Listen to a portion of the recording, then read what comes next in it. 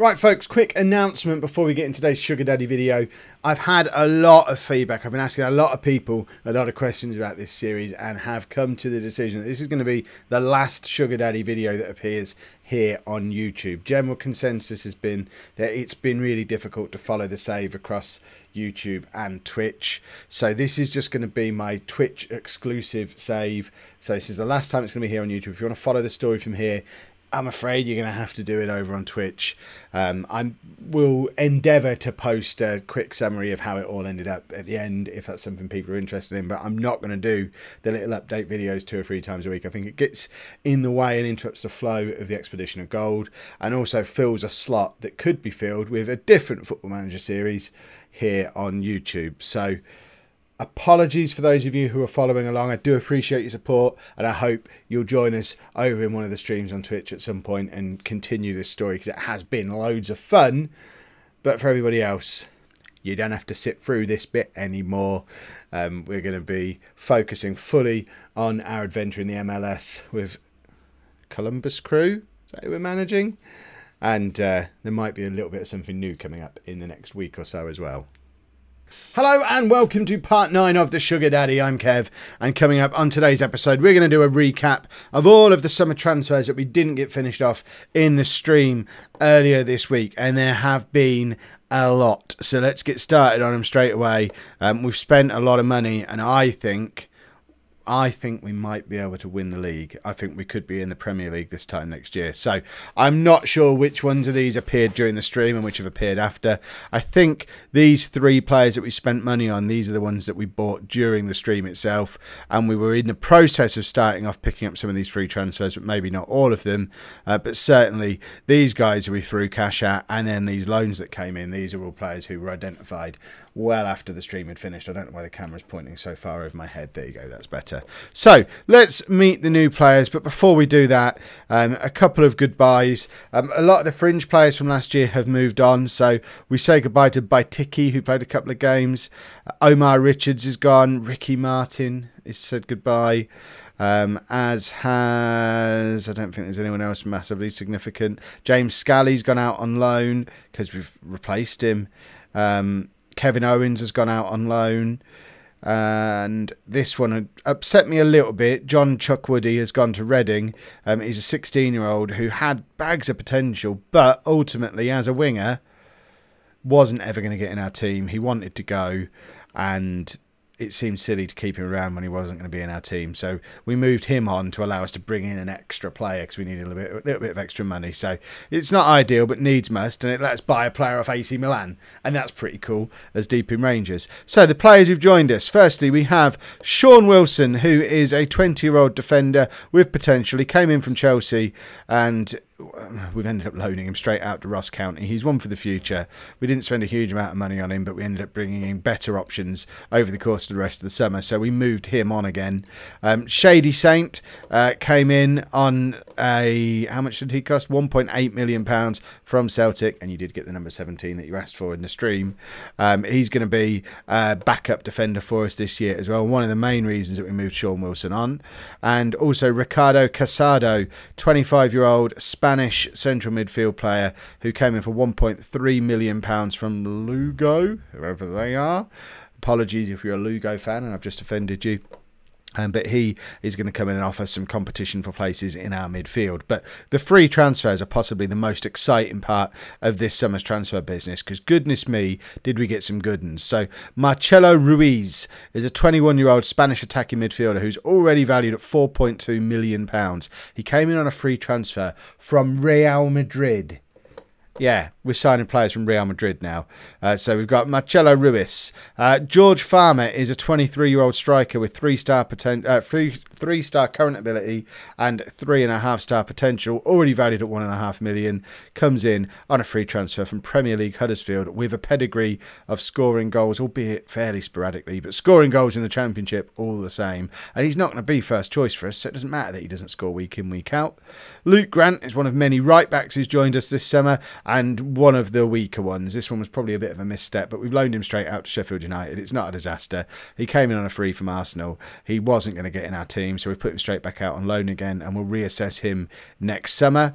Christopher Spencer Gormel Gornell, not Gormel, is a 22-year-old central midfielder, 3-star current ability, 3.5-star potential ability. He comes in on a free transfer from Everton and has a full season in the Championship under his belt previously with Bolton, as well as a couple of seasons in League One as well. Leon Cole is another right back, and there's another one who we've loaned straight out again because some of these right backs we've brought in are a bit iffy. He's gone out on loan to Aldershot, and he came in on a free transfer from West Ham. And there's 2 more free transfers. Kevin Johnson is another right back, and another one we've sent straight out on loan. Are you spotting a theme here with these right backs?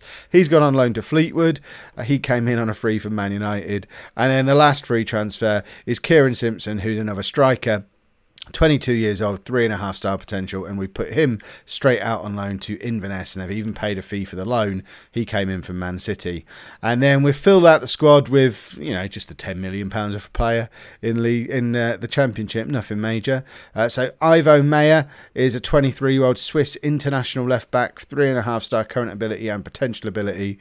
He's a left-back who has spent the last few seasons on loan at various Championship and League One clubs, but he comes in for money from Everton, but is a lot better than any other left back we had at the club previously, so a massive upgrade on what we had before.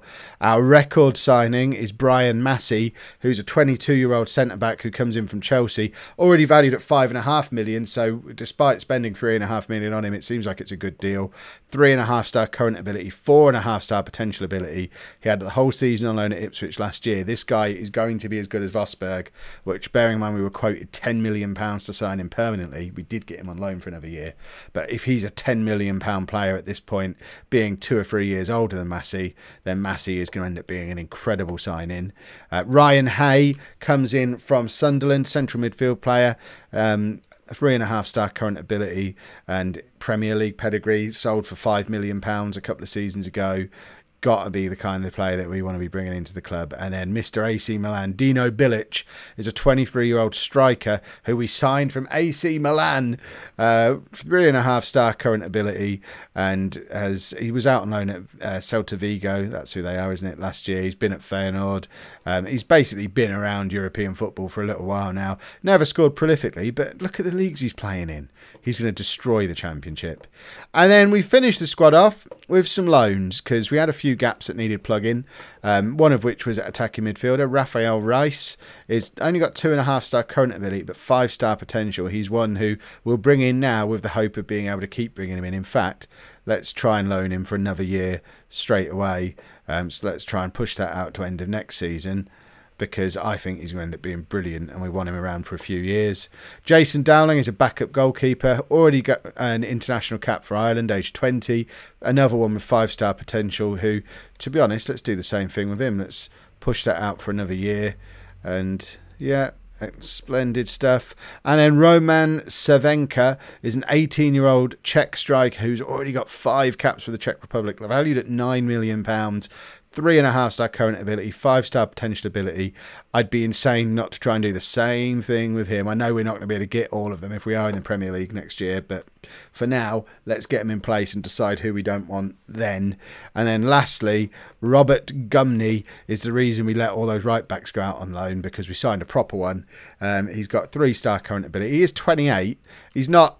It's a problem area for us. It's not ideal, but he's better than what we had, and at least we've got a proper right back now. So we've spent nearly 13 million quid, brought in £1 million, and still have 25 million pounds in the bank.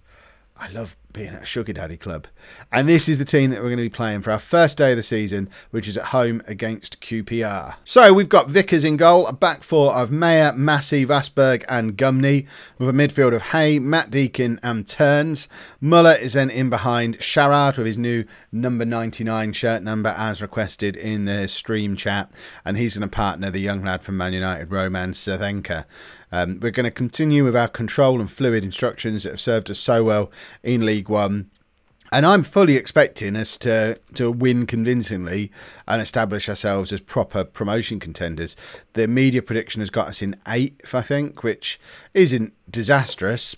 I mean, if it takes us 2 years to get into the Premier League, then so be it. But I do feel like the squad we've put together is as good as any Championship squad I've ever had. And at this point in FM17, we've won the championship a few times with various clubs, and I've never felt as confident as I feel with this Deeping Rangers team. Although fitness-wise we're struggling a little bit. Matt Deakin and Massey straight away struggling a little bit with fitness. So pre-season hasn't been as good as it could have been. But Cervenka tries a shot early on and it falls to Ross Turns, who gets a massive deflection, and it ends up in the back of the net. It doesn't matter how it gets there. And we need to extend the league table out again because I squashed it all up. Now we're in the MLS. I need to unsquash it. That's going to be... It's going to be tricky, squashing and unsquashing constantly. But let's have a look at this replay. It's bouncing around a little bit and Turns with the captain's armband on today. Gets a huge deflection, and that'll be a nice little confidence booster for him. And we're 1-0 up, and we need to stretch. In fact, is it a statement of where we want to finish if we don't stretch that out? If we just leave it only showing the top 13, we're never going to fall into the bottom half of this league. I like it. Sharad also got a massive deflection, and that almost trickled past the QPR keeper as well, but he does make the save. But we're building from the back again with Vosberg, who takes it all the way back to Vickers, and the fact that the highlight's still going is a bit confusing. But Sharad almost onto that, and it's completely end-to-end stuff here. Muller now plays Sharad in down the right-hand side, who crosses to Cervenka. 24 minutes on the clock, it's 2-0, and the 18-year-old wonder kid from Man United, Roman Cervenka, already 5 caps for Czech Republic, I want to say. And he's got off the mark for Deeping Rangers as well, which obviously is far more important to him. And 2-0 up after 24 minutes against opposition like QPR. And we are already looking good for a happy, fun time season ahead of us. Hay comes across and makes a tackle. It falls to Deakin, to Muller. Then Hay again plays in Cervenka, who gets his second, our third. 26 minutes on the clock. It's Deeping Rangers 3, Queen's Park Rangers 0. There's only 1 Rangers, etc, etc. We're top of the league. We're going up as bloomin' champions. Usually when I get this giddy in an episode, it's the cue for everything to go wrong. So I imagine we're about to lose 2 or 3 players to broken legs, get a couple sent off, miss a penalty and end up losing 4-3. That's usually how it ends up from here. But Muller's in to Sharad, and that's about as easy a chance as Sharad is ever going to get. And with 34 minutes on the clock, it's now 4-0. And this is looking like it's going to be quite good fun, the Championship this season. I asked this time last year, did we have a good enough squad to do back-to-back promotions, League One then the Championship? At 4-0 up after 35 minutes against opposition who would consider themselves worthy of a Premier League spot on reputation alone, I now have to ask the question, have we got a good enough squad to this time next year be challenging for a spot in Europe? Are we good enough to win the FA Cup this year or the EFL Cup this year? Can we have a proper cup run? Cervenka gets his hat-trick. It's 5-0. And wowzers, I want him on loan forever. Imagine if he's as good as he was already looking and we managed to tie him down to this 2-year loan deal, he could be scoring the goals that fire us into the Champions League next season. That's perhaps a little bit over-optimistic, but it's hard not to be when you're playing as well as this. Look at I mean, QPR haven't had a shot yet. QPR have had a shot now, but it's still only 1. And it took them 42 minutes to get it. We're absolutely spanking them. And Vosberg heads clear. Cervenka intercepts, lumps it forward to Sharad, and Sharad's now in behind. And probably could have been a little bit smart with that and tried to draw a foul out of the opposition and gets a penalty for 6-0 before half-time. That would have been nice. As it is, 5-0 will do in the circumstances. We'll accept a 5-0 half-time lead and hopefully go on and add to it in the second half. Cervenka is in again. He's taken it very wide and the move breaks down. 15,000 people inside Lollujo Park today. That's going to be the one limiting factor that we have as a club because the capacity of the ground's only 25,000 and even now, in the form that we've been in and the rise that we've been on, we're not coming close to filling it. So not only is it a small ground with a small capacity, but we don't come close to filling it either. So all this silly talk of the Champions League, we kind of have to put into context. Yeah, we've just spent £12 million in the summer, which feels like loads of money in the Championship. It wouldn't buy you 1 player as a Champions League club. So any talk of us going straight in there and getting into Europe is nonsense. But, you know, I feel like we could get promoted and survive. And that's a pretty significant achievement for a club that only, 9 years ago, were in Tier 9. What a rise for Deepin Rangers. Do you reckon everyone else in the country hates us yet? Because usually that's what happens when a club gets a rich owner and stuff like this happens. Are we England's Leipzig at this point? Or is it different because we're not owned by Red Bull? We're just owned by a handsome billionaire. Right, give Casado his debut now. And we're also going to take off Massey because he was struggling a little bit for fitness earlier on. Mendes can come on for him. And just sort of plod along and finish off this game. Turns. Are we going to grab a sixth? A sixth would be nice, but that's sloppy for Muller. But Mayer's there to cover. I mean, QPR still aren't really sending men forward, and Casado's got loads of space. And we've got men over in this attack, actually, a little bit further forward. 3 of our attackers hovering around 2 of their defenders. And Sharad is the man over and had time and space, but didn't use either of them and fires wide. We'll take Sharad off and give Dino Bilic a first appearance for the club as well. So this is the lad who came in from AC Milan. It's so cool that we can sign players from AC Milan and Real Madrid now. It's very exciting. Right, Muller loses out on the ball, and that was a hefty cough. I thought the curse of the cough was back. Usually we would score a goal and then I'd cough. But I thought then we were going to cough and that lead to us conceding a goal, which would be a new development in the curse of the cough. It didn't happen though, and you lot didn't even hear me cough. So who didn't even happen? Who cares? We're under the cosh a little bit for these last minute or so. QPR finally decided to try and get a goal back, which seems like an odd tactical decision when they're already 5-0 down and there's no time left for them to get back into the game. But leave them to it, bless them. And hopefully we're about to confirm our clean sheet. And Bilic has got ideas of going and grabbing another goal, but he was completely on his own. And it ends 5-0, just like it did at half-time. I mean, we completely switched off for the second half there, but it doesn't really matter because we end this episode top of the championship, which is awesome. And Cervenka's injured. Oh, goodness me. If you've enjoyed that, please make sure you pop a like on there for me. Subscribe to the channel if you'd like to see more. And thank you very much for watching.